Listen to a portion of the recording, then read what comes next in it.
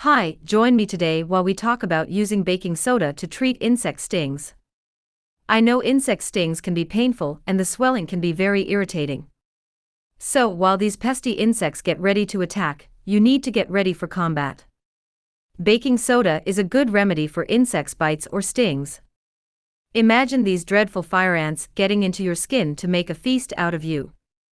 Although they may be sweet and beneficial, they can leave you in agony. They can swarm you and the result can be fatal. Oh my God, the pain, the swelling, and the agony from wasp stings can be a nightmare.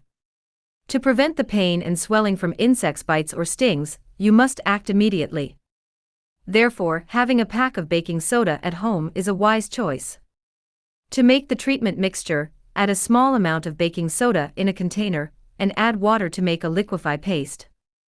You definitely do not need a lot of baking soda. Once the mixture is prepared, rub it over the area.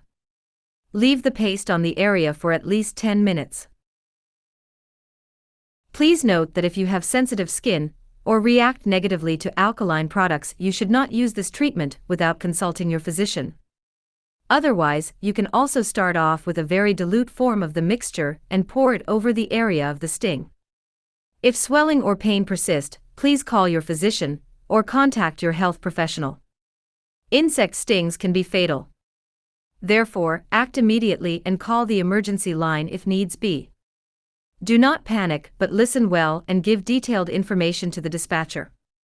Some insect stings release methanoic acid or formic acid, histamine, and other chemicals that cause skin irritation or allergic reactions. The baking soda is a base or alkaline that can neutralize the acids from the insect sting. Now you have a simple home treatment for insect stings. You can also share your insect sting treatment. Please remember to like, share, comment, and subscribe. Have a great day.